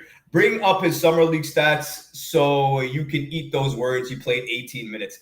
Nick, that's Nick Yak coming at you. Listen, again, I'm not trying to go back and forth about Ariel Laporte. He's a good player. It's not like he's a bad player. We're talking about starting in the NBA for a championship contender. You're not having a second-round rookie do that anywhere. No coaches would be out of their mind. Nobody would do that. Troy, go ahead. We're trying to win a championship, and we're talking about Huck Porty. Come on, man. What are we talking about here? Right. Come on. I don't know, man. New Lord says Kolek might get destroyed in the NBA. Interesting. I think they're probably thinking about his defense. His defense was a little bit suspect in the summer league. In his summer league, to your point, though, he was adding muscle last we heard from his trainer. I remember reading that report. So he obviously knows he needs to get bigger in the NBA to take the contact and be able to defend. Staying in front of people is going to be hard for him, though, I think. I don't know if he's fast enough to do that. What are your thoughts on New Lord saying Kolek could get destroyed in the NBA if he plays? Thoughts on that? I mean, from what I saw in the summer league, he was the best guy by far. He was the most impressive, Nick. But again, summer league is summer league. I take it with a grain of salt. It's like, spring training in baseball really doesn't mean much. You're going against, guys that are, a lot of those guys are going to be playing overseas. Was I impressed with Kolek? I was impressed. But again, we did sign Campaign for a reason. Okay. Campaign is a proven commodity. We know what we're going to get out of him. We know what we're going to get out of Deuce McBride. So Kolek might be a guy. He might get minutes. He may not. I don't know. We'll see. I hope he gets minutes, because if he gets minutes, that means his value is going to go up. And if we need something at the deadline, we're going to get it, because I don't care if we have to trade him, because I want to win a championship. And championship is the goal in everybody's mind right now. We have a window for a reason. And the reason we have that window is to actually utilize it. And that's what we're going to do. Going to the chat again, we're going to go for about 5 more minutes. 5 more minutes, guys, and then we're going to call it a end for this stream. I hope you guys liked this version of the Knicks Live that we did on the playback tonight. Thought it was really good. I mean, it's the first time we did it, but I think once I got things going and I kind of understood after everything went live, I think we kind of jumped into it pretty well, so I'm happy about that. So let's see here. Let's see. Kenny Payne says, interesting name, says, this ain't 2K. I'm thinking because Knicks GM says, and Okiki should get that spot. Oh, yeah.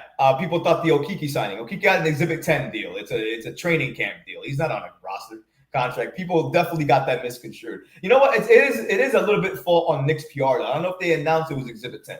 They announced it was signed, but I don't know if they qualified it. It's like an invite. 10. It's like an invite. Yeah, it's a camp invite. It's exactly what that kid's name, Dimitrov Skopinsev, the rookie Russian. I can't pronounce the name. It's not Russian though. It's Ukrainian big guy that he's now at Portland. He got a training camp invitation to go over there, which is fine with me. I don't have any problem with that for me. Let's see here. Mitch needs to rehab the entire year, because if he gets injured again, his career might be over. Yikes. Wow. I mean, I don't know if his career might be over, but his trade value would probably be shot for life. He can't deal with another injury and then think he's going to get traded for anything significant. It can't happen. You could always look at him as an expiring contract next year. That might what they have to, and I think that would be horrible, actually. And the weirdest way to have a descending contract end, because you didn't think that was going to play out for that type of deal. Right. But maybe that's why the Knicks did it that way, right? Interesting. David Smith says Knicks cannot even get out of the East with this roster. What? David, am I reading it? What? We asked. I don't know what David, you might need to address what fan. I think he's a Knicks fan, though. I don't know if you're trying to be a realistic Knicks fan, but please, we haven't even started the season yet. We can get out of the first round, especially if we can get out of the entire East if we're healthy. We're fully healthy. We're the best threat to Boston. We're the best threat to Boston in the East right now, more than anybody else. Fully healthy, especially. Eddie, what do you think about that in regards to the comment about the Knicks can't get out of the East with this roster? Do you agree, or do you think the Knicks can get out of the East with this roster? I thought last year the Knicks, if they were healthy, I thought they could win the championship. I said at one point in late January, I thought they had a 40% chance to winning the championship, and that was last year. Right. That was before we traded for Mikal Bridges. Again, there's very little to critique in this team. I believe this team is head and shoulders better than they've been in a long time. Again, this is a top 5 team in the NBA. The only thing we're missing is a backup center right now. That's it. But if we go right and we're healthy and this team does what I think it could do, between the defense, between the offensive threats that we have on this team, between the three-pointers that this team – you know how good we might be from the three-point line this year? I mean, this team has a chance to do something special. And everybody says Boston, Boston, Boston. And listen, you're right. They've been together forever. They've won and they've lost and they won the championship. But guess what? A team hasn't repeated since the 17-18 Golden State Warriors. So there's a good chance if the Knicks play Boston, we beat them. Because guess what? Teams don't repeat anymore. It's just doesn't happen. And Boston's a great team, but are they the KD Warriors great? The answer is no. No. So we have a very good chance to get out of the East if we're healthy. I 100% agree. I don't even know why that comment even came up because the Knicks, for me, I mean, again, best team we've seen in 25 plus years. Knicks are probably going to be one of the teams that most teams don't want to play, especially on a night-to-night basis. Nobody wants to deal with the stranglehold of defense they're going to deal with. You know how that defense feels like? You want to be strangled all night? No. You think how that feels like? By the way, don't tell me pause for anybody watching. But you want to be strangled all night? Come on now. Nobody wants to do that. That's craziness. Nobody wants it. I don't understand it, honestly, but some people, I guess, love the misery because that's exactly what they're going to get. Next season, the Knicks are going to bring the pain more than anybody else, and I think they're going to go off like we've never seen before. Because we finally have the roster to showcase that. Okay, a couple more. Let's see here. The Real Django. Shout out to you, my guy, member of the channel. Really appreciate you. I've been wondering, how long did the Knicks front office know Mitchell wasn't going to be available for the season opener? I think even now they're being cautious with Eddie, because if you notice, the reports are not even stating that he's going to miss it. It's all that he's not hitting his rehab marks. He's not going to be available for the start. You know how the words are very careful? Yep. Because when you say those things, you can easily back out of it versus he's missing a few games, right? You always want to keep hope alive because technically speaking, we're about a month away from preseason and then about 2 months away, more or less, from the regular season, right? 7 weeks, I believe. 7 weeks. Right. So you figure the rehab alone, contact we know takes about 2 to 3 weeks, contact alone. And if he's doing rehab now, and that means he hasn't practiced yet, hasn't got cleared yet. I mean, I can do the math just like you can do the math. I don't think they want to announce it because they're hoping for the best. But if I'm being honest, timeline alone, I don't know where he is in recovery. So this all can be changed based off of this. But if he hasn't cleared the physical hurdles yet, then he's not making the season opener. He's going to miss that, might miss the game after. He might miss the home opener against the Pacers. So, go ahead, Eddie. Let's keep it a buck, bro. Ankles are funny. You don't just return from ankle injuries. They're not something, especially an ankle. He broke. What did he break it twice last year? He broke a stress fracture to it at one point, and then after that, he broke it again. He had re-injured it again. I don't know what happened to him. He had to get another smaller surgery, but he needed another surgery. Double surgeries, 2 surgeries in 9 months is crazy. Exactly. Two surgeries in 9 months on the same ankle. Right. Yeah. And he's wild. He's a 7-foot guy that weighs 260, 270, 280. He's a big guy. Yeah. So again, they got to take it very, very slow with him. And I don't blame the Knicks for doing that because they need to have him healthy and they need to have him play X amount of games if we want to win a championship. It's simple. But that also begs the question then, if the Knicks kind of knew all of this, right? Or at least knew somewhat of it, then why not do what you needed to do to address that situation at center? Because then you knew with iHeart leaving was going to be a big issue. Maybe that's why they were looking for the trade that much, because they thought that that's the only way to fix it. But we saw so many free agents that I thought could have played at least a few minutes there that you didn't have to worry about the trade for now. Now we're forced to wait till December 15th to do anything. Look. If we have to wait till December 15th, I think we could be all right. We're just going to have to play a different brand of basketball. It's not going to be our usual, starting five the way it is. They're probably going to play a faster pace, and they're probably going to be a team that's going to be relied on playing defense. Instead of getting second chance points, they're going to get points off of turnovers, things like that, hustle points. They're going to be a different type of team, and they're going to have to. They're going to have to adapt. But that's okay. They could still win. They have the talent to do it. My thing is with the Knicks, the talent, like you said, was always there. Even last year, it was there. We just doubled down on the talent even more this year. We made it more. We made it more of a talent this year because of the pieces that we added. So again, David, I understand your comment, and maybe you just maybe it's been a long time of being a Knicks fan. Maybe you're just suffering a little bit. I get that. Trust me, we've all been there. But I think it's time to come around, man. This team is the one to do it for. Let's keep it going here. KGMV. I live in Boston. A healthy Knicks beats Boston in 6. Give us Kessler, maybe 5. Boston needed a fully injured East to win last year. Very good points, Eddie. That was probably comment of the night for me right there. This guy lives in Boston. He's not like a Knicks fan from Boston, though. Yeah. And that for me, that's one of my favorite comments. David Smith is going back, though. Says Tatum, Brown, Porzingis, Holiday, and White. Who has a better starting 5 than that?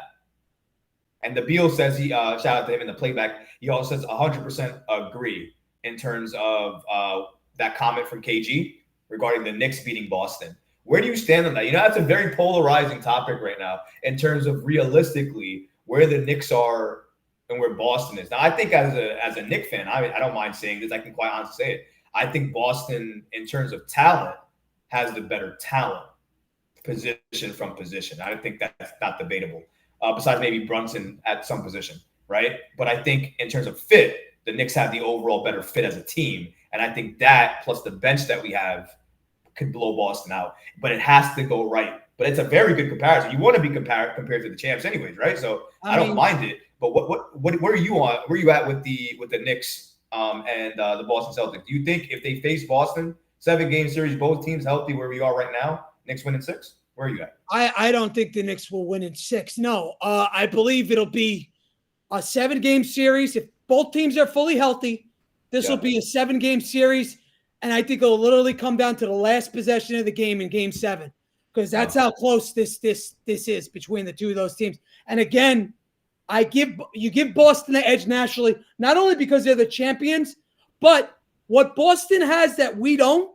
Boston has been battle tested, and they're a team that's been together for the last 7 years. Okay, they've gone to the finals and lost. They've gone to the finals and won.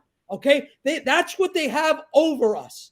But they went, they've been to the finals now, and they had a deep, deep run last year. I think if we're healthy, we can surprise them and we can beat them.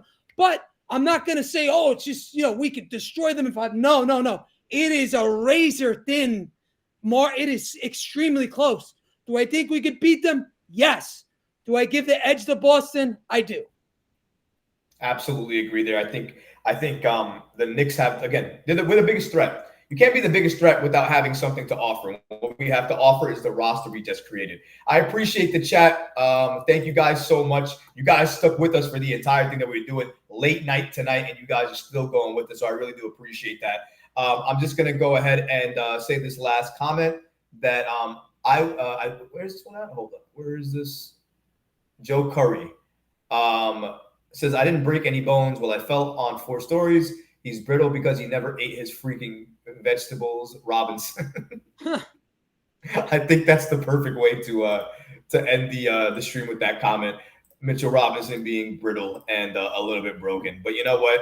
That's how he was with the Knicks for a while now. It's not anything new. And unfortunately, Eddie, with Mitchell Robinson, this is what we've come to expect, nothing new. I hope he does get better. I hope he stays healthy, because honestly, that's what the Knicks need right now in our championship contention. But before we let Eddie go, and before we give him the stage to say his goodbyes for tonight's stream, I want to give him the stage one more time, give him the limelight again.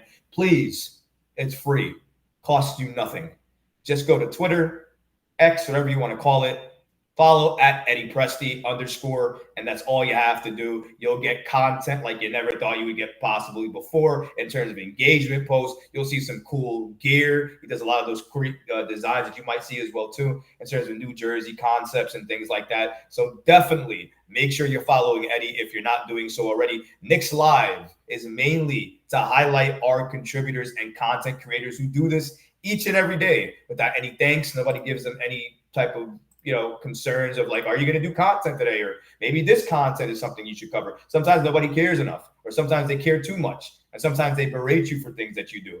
And it takes a lot to face that and push through it. My guy, Eddie, doesn't care what you say to him. As long as it's respectful and it has to do about basketball, he'll talk to you for days. And as you heard tonight, which is why I wanted to highlight him, He knows what he's talking about. And not just at the NBA level. When it goes to the cap level as well, too, and some of you guys get lost, you want to know where I get that information from? I go to his spaces at night, and I hear what he has to say and him breaking down everything. So, Eddie, if you can, a few closing remarks for everybody on the playback today. You've been a great guest, man, and I'd love to have you on today, man. Yo, man, Recap, just appreciate you having me. It was a great conversation.